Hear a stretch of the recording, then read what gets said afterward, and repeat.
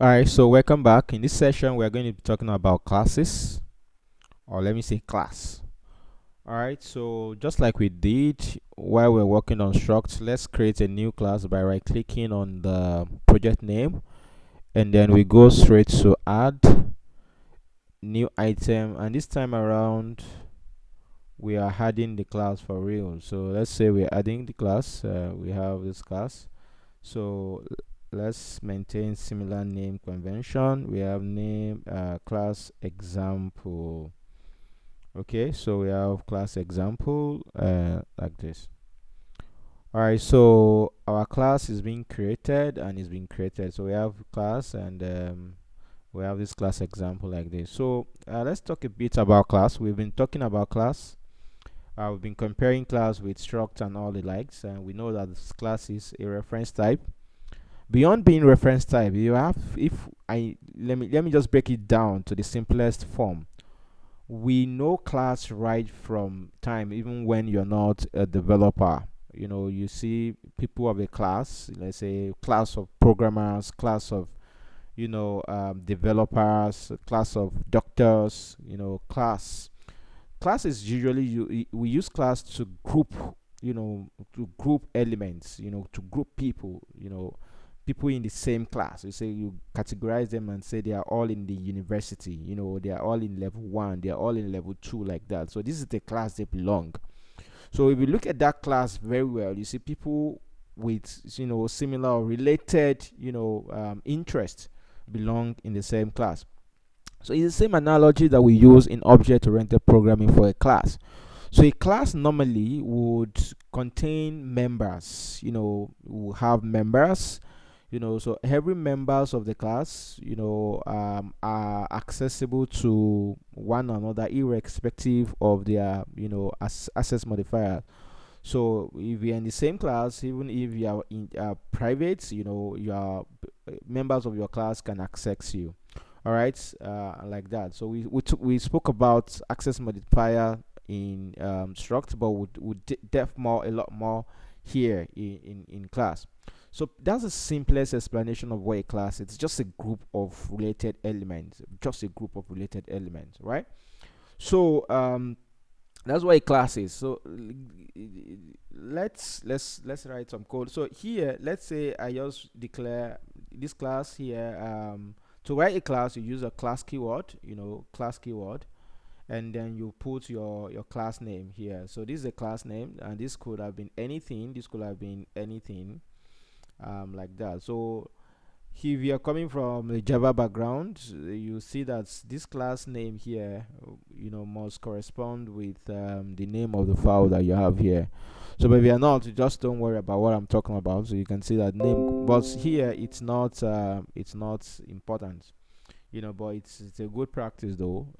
But it's not like it's important. So I'm going to keep it like this.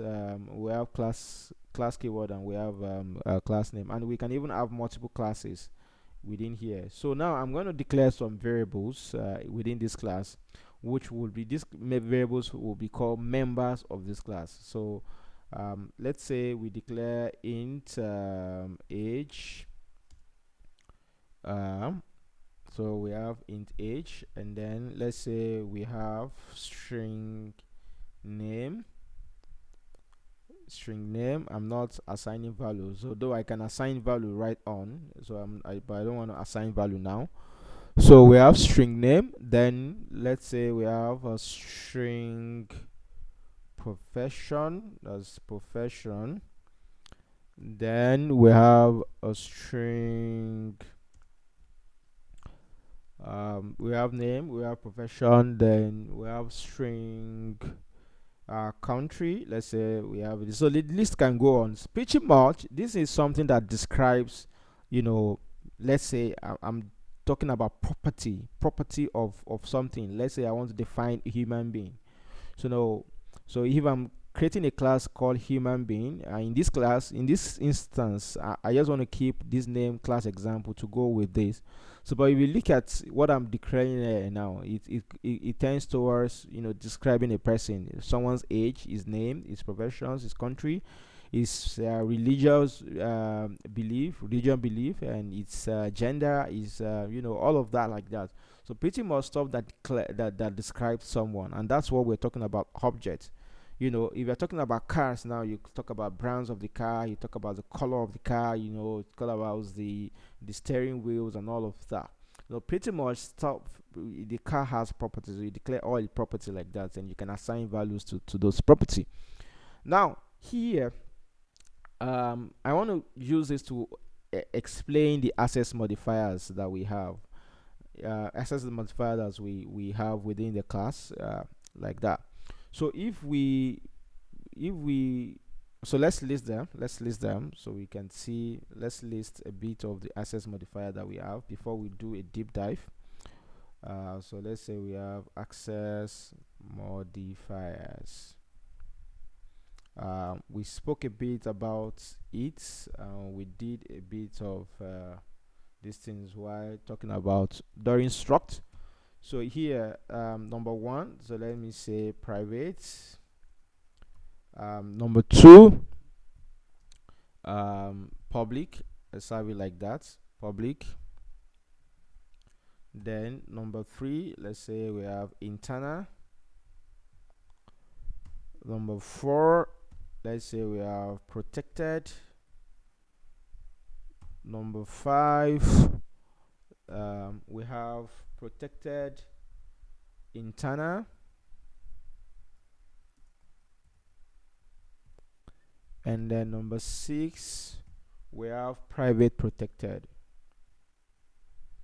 I will explain all of this, though we may not see some of them in action until we do a deep dive of object-oriented programming concepts, like inheritance.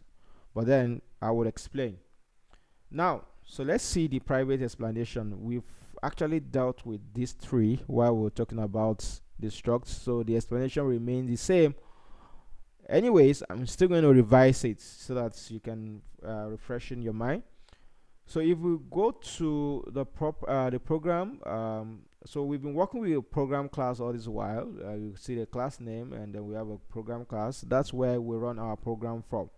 So it's the one that has a main method, and this within this main method that program is run through. Now, first thing first, how do you create access or manipulate the members of a class like this? So the first thing you want to do is that this class is not modifiable just by saying. So let's say we come here, we say class example dot. So the only what you have there is the default equals or reference equals. That's what you got. So for you to create to modify the members of the class, you are going to create an instance of that class and what we call object. So this is how you do it. You have that the keyword name, that's the class name here, and then you have so I can roll with this. That's the variable name here, and then you have that. So this is equal. So then you use a new keyword class like that. Just the second way we declare the struct. So here, you've created an instance of this class now, and then the members of the class would are accessible. The ones that should be accessible, that are public to external. So now, let's look at the members. At least this has some members. It has some members. It has age as a member, name as a member, member variables and professions, and a country.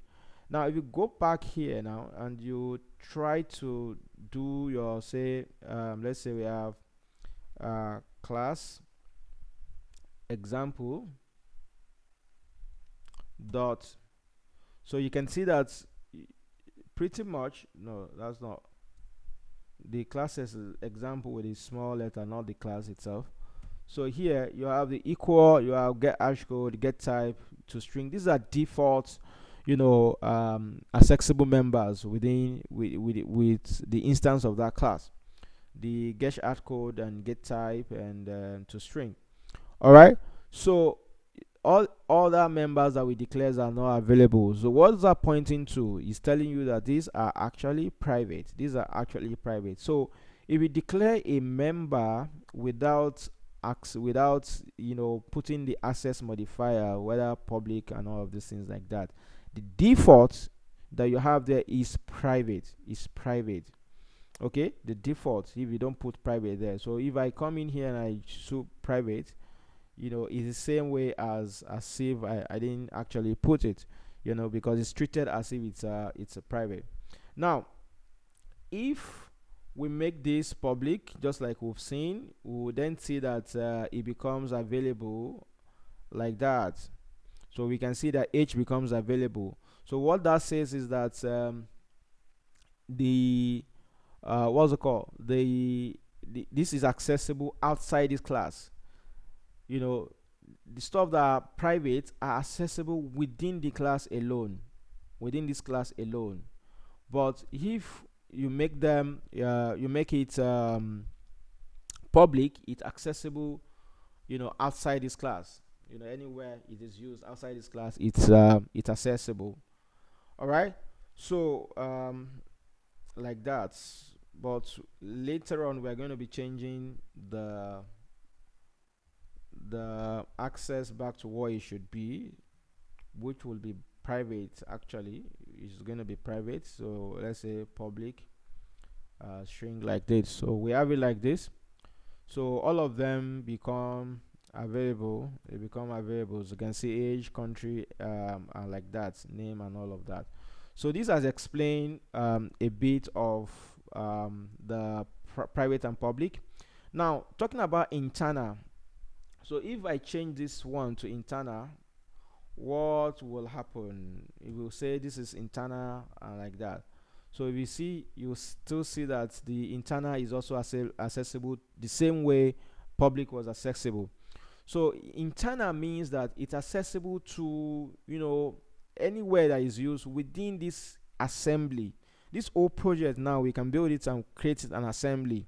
You understand? Then we have another assembly. So in this case, let's say we have an assembly called Tunga, and then we have another assembly called Facebook. All right. So this instance is available to only Tunga assembly because it was declared within Tunga assembly. So it's accessible to all elements within that assembly, but not to external assembly. Let's say an external assembly is using this class, let's say it's deriving from this class or whatever it is using this class. That member will not be accessible to that external assembly, the third party assembly to this, right? So that is what internal is. So it's internal to us, and when we say it's an internal issue, it means that it's something that we need to resolve within the internal. So it's pretty much a common sense that we're still using here. All right. So that is the internal. And then when we say protected, protected is accessible to the members of this class and any other class that derive from that class. Okay, so when we say protected, if we use protected here, let's say protected,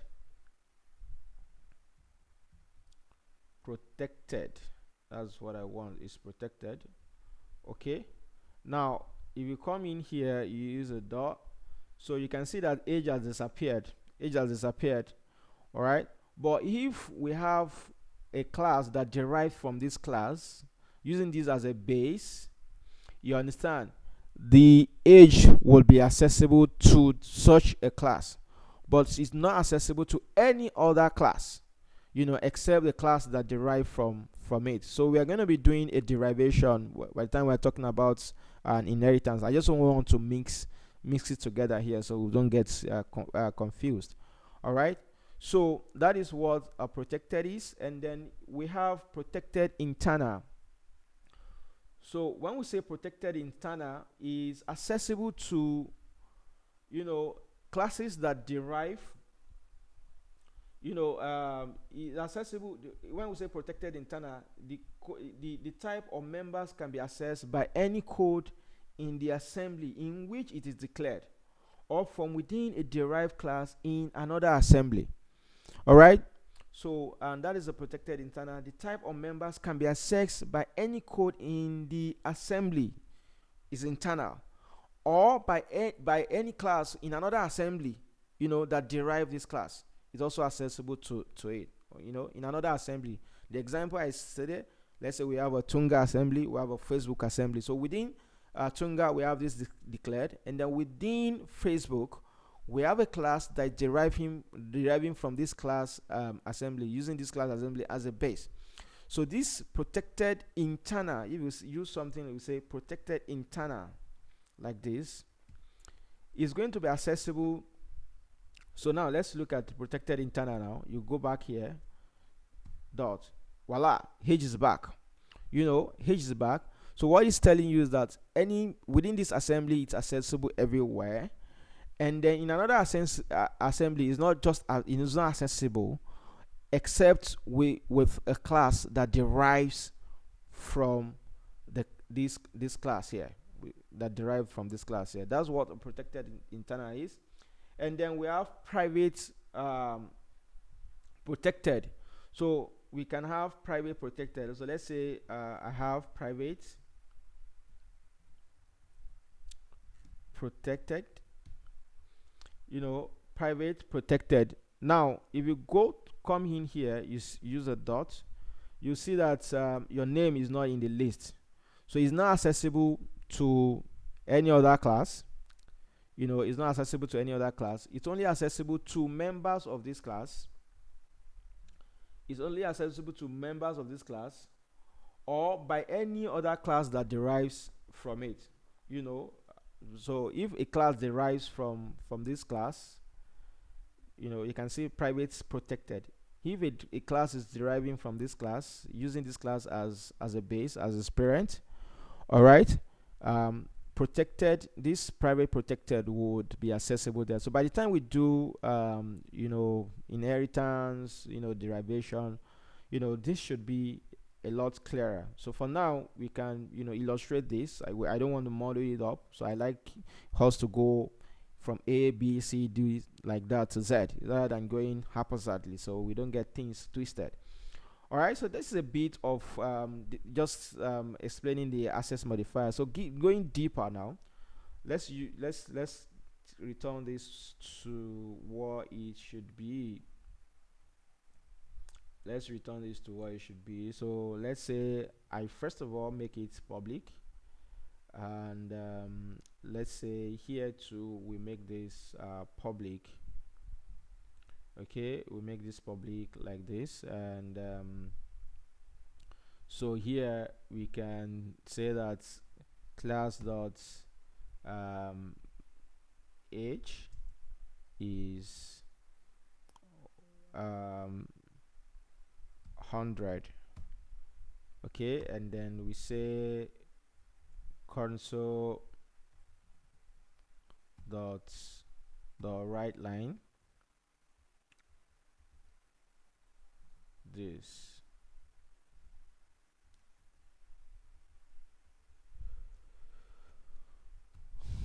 Console dot right line this, and then we run that for the first time.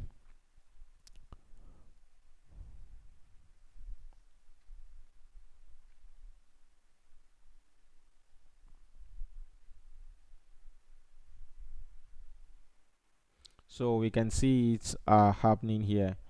All right, so the next thing I want us to talk about is really let's go back there, here, the constructor.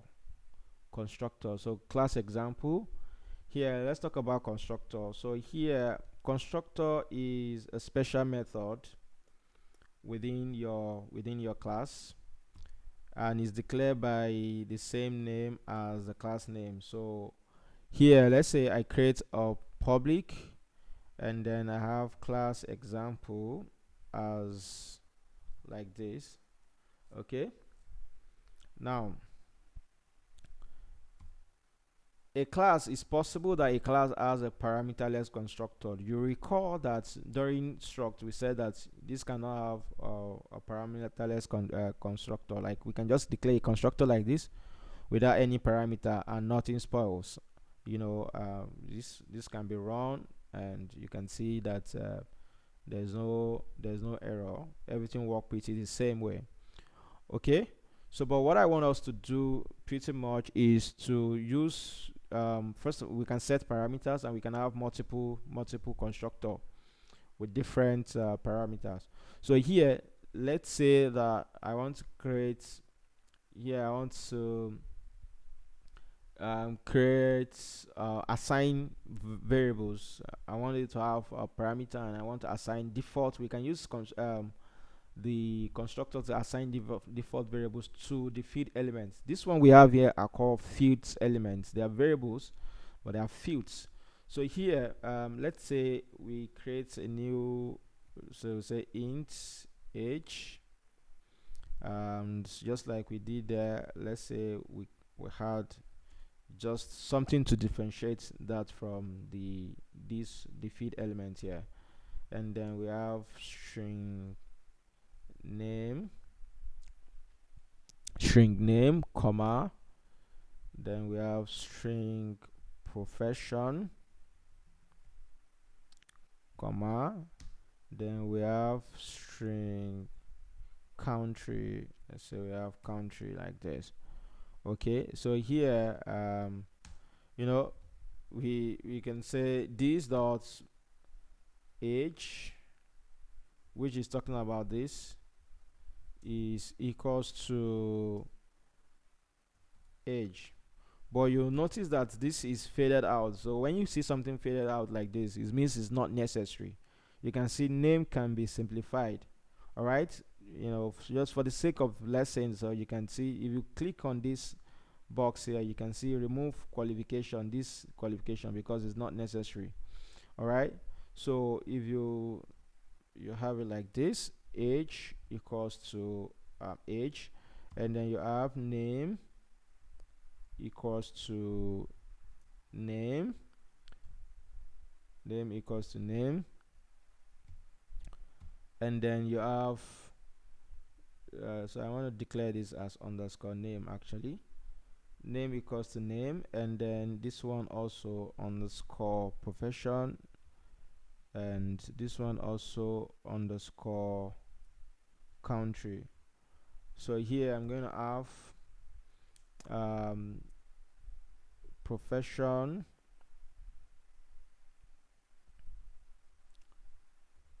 to be equals to profession.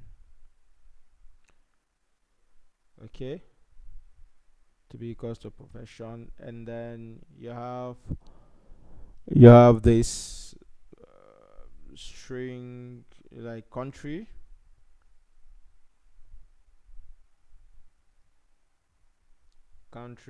equals to country. All right, so this is a manual way of creating your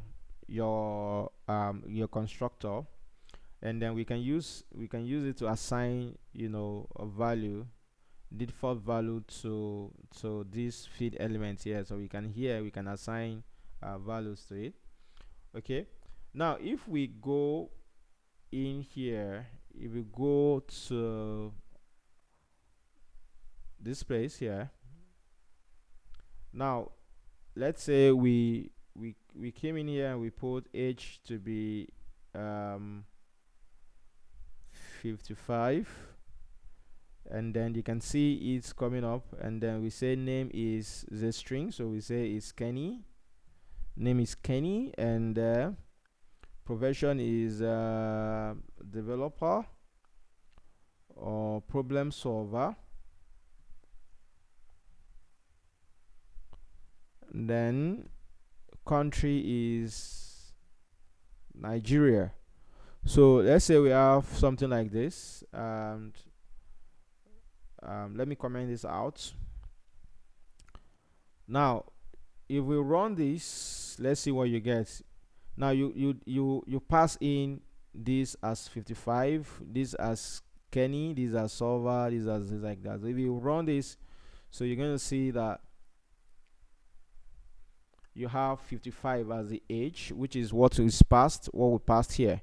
So but if you know comment this out, normally it works like a normal variable assignment, which is top down.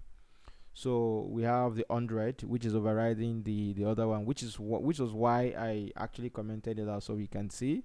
And then you can see this dot's name would give us the name that we have there, and then the rest like that. So we're gonna have it like that. So yeah, so just explain a bit of the constructor. Then if you go back to this, let's say I actually cut this out. Let's say I cut it out. I use Ctrl X to cut it out. Here you can right click. When you right click, I just want to show you a shortcut. You have these quick actions and refactoring. This quick action and refactoring, if you right click anywhere within the class, if you right click here, you see quick action and refactoring. If you click on quick action and refactoring, you can see generate constructor,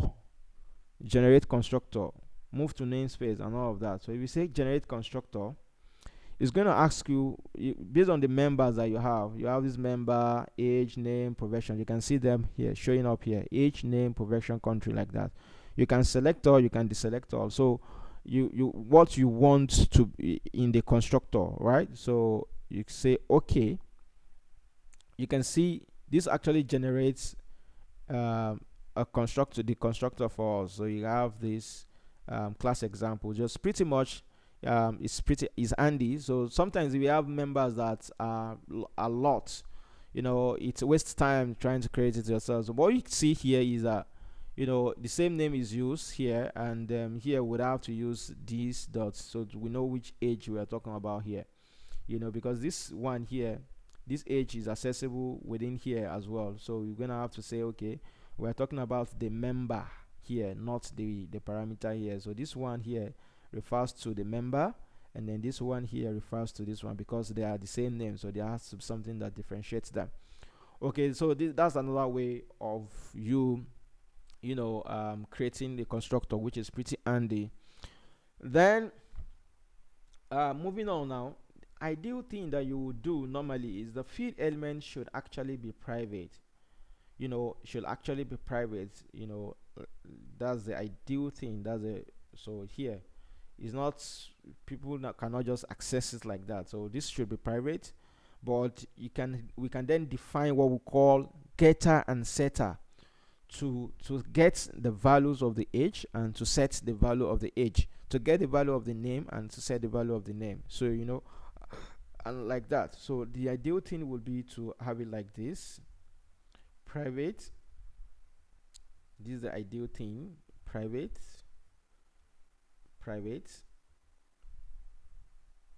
We're going to be using other keywords like read only, all these ones later on. So let's keep it cool right here. Let's keep it cool and move on. So if we call it private like this, it means it's not accessible outside, and these guys are not it's not gonna this is not accessible. Okay, so what we're going to do would be to, for now, to avoid it throwing error, we can just comment it out. So go back to the class example. So here now I'm going to create a setter or getter here. So here I'm going to have, let's say we create a public, something that is public. So and I call it int, the same value, the same type, data type as this age. So I can call it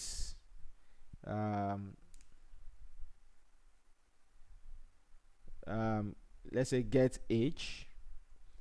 It doesn't have to be get age, it can be anything, it can be age like this, because this age, capital A G E, is actually different from this because it's C# is case sensitive.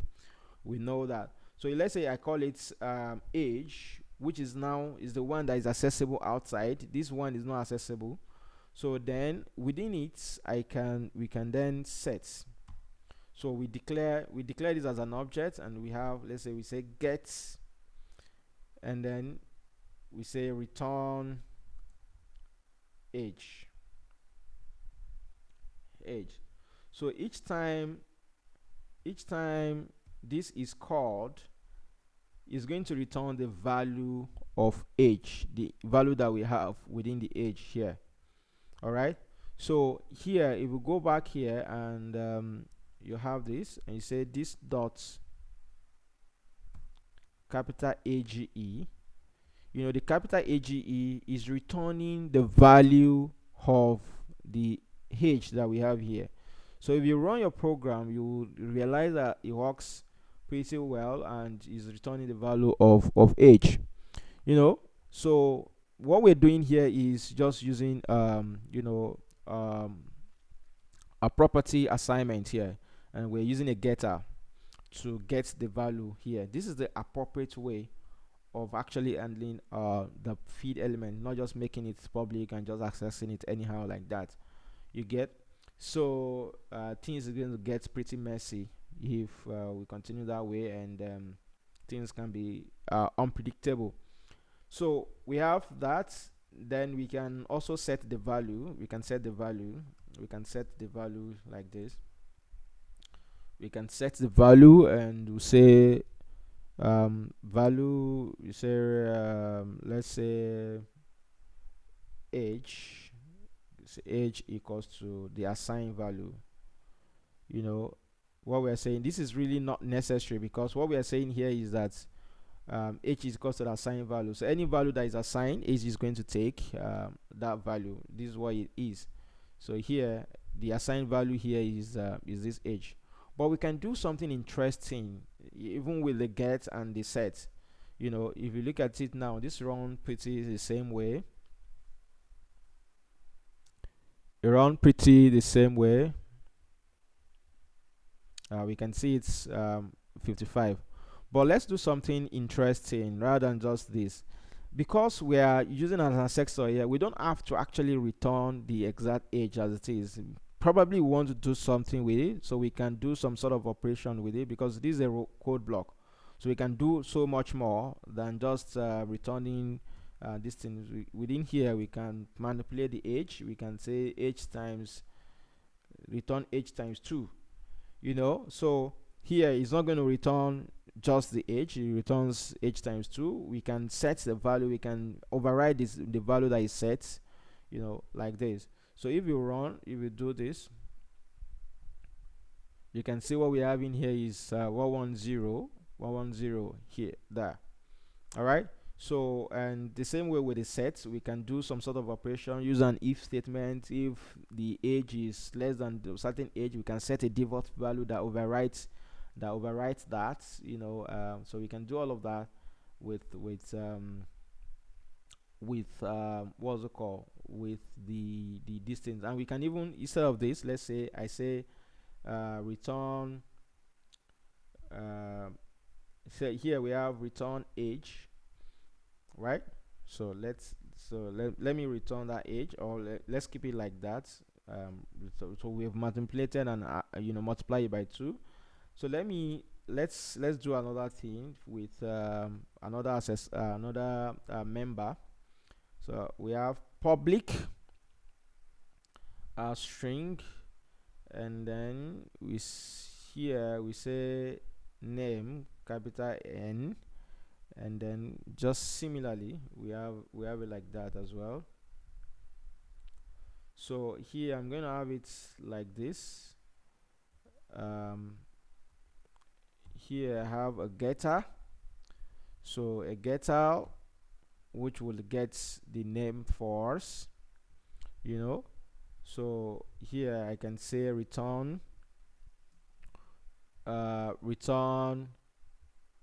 the name, which is a private member. Now return name. So we have this saved. Then if you come in here and you run it, we are not even accessing the name, so we're not going to see it. So let's come in here and change dot name, that's the capital NA. So then this is going to return the name that is assigned, which is Kenny. This is what is assigned in place of name. All right, so beyond this, I could have, let's say here, instead of just returning the name, I might say uh here I say my name is stuff like this. My name is this. My name is this, right? So if you run that, so here you're just saying class or name and the name we're having here, but in the getter method that we have here, we are actually changing the value of the name and we are appending a string to it. So if you run that, you'll see what you get. Look at what you get. You see what you get here is my name is Kenny. All right. So internally, we are changing the signature of what is assigned and appending whatever it is, and we can do so much more with it. Like I said, we can do so much more with it. Within that within here. So you can also assign a setter there. So we have, if you assign a setter, which you can override what is set. Maybe say if age is certain age, then don't use that age, use a default value. If the name is certain name, they do not accept it, then use a default value and all of those things. So you can do so much more. This is just an example, but by the time we start the real implementations and we're doing a real-time project, we will see how this is played out, and things should even become clear. I suppose it should be clear now, but it should even be clearer going forward. All right. So this assignment that we have here, this is a manual property assignment that we are doing. It's also possible in C# that we have, automatic property assignment, that we have automatic property get and set, instead of having to have it like that. So we can have stuff like this. Let's say we have here get set. So meanwhile, when you do it like this, so it makes sense for it to be public. It makes sense for it to be public like this. So this one here, it means that if you are not going to be doing anything to it, you're just getting and you're setting it. If you're not going to be doing anything to it, instead of writing it this way, get, return this, set, return that, you can just summarize it and just have it this way: public string, the name, and you have get and setter. This is an automatic property assignment. This is what we have here. All right. So the next thing I want us to talk about is about methods.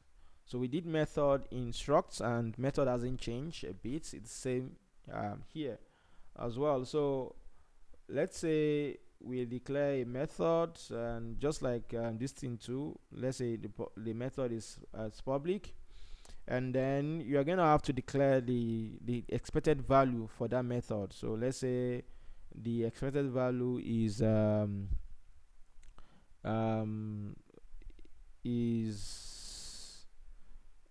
let's say is a string, and we have that to be let's say profession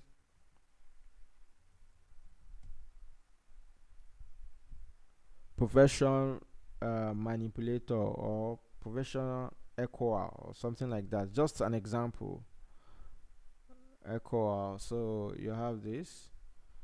So let's say we have something like this. So this might take a parameter, it may not take. So let's say it takes a parameter of string, and it takes that as profession. And then here we just come here and say return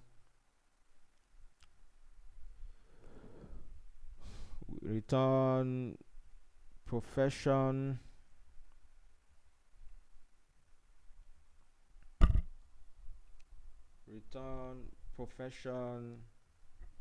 return profession is pretty interesting.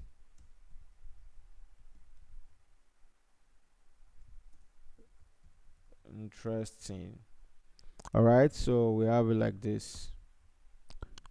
Okay, now uh yeah, so this is not closed.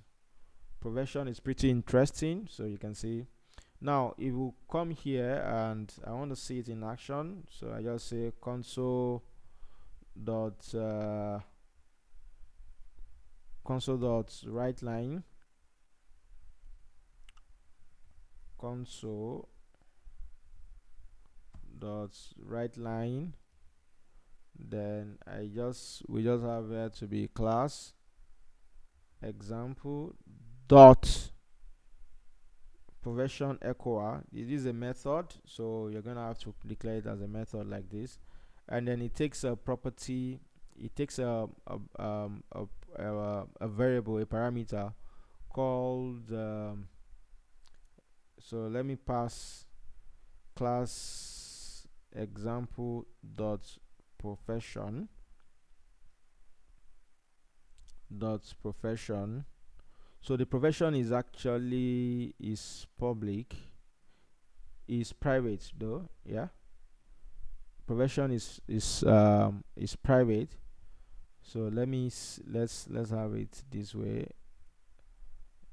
Just pass a string here. It's a doctor.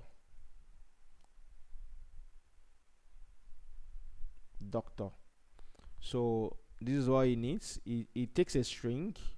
It takes a string, and then it's going to, and the string, the expected string, we assign, we call it a variable name, profession. So here we're just doing something within the method, nothing serious here.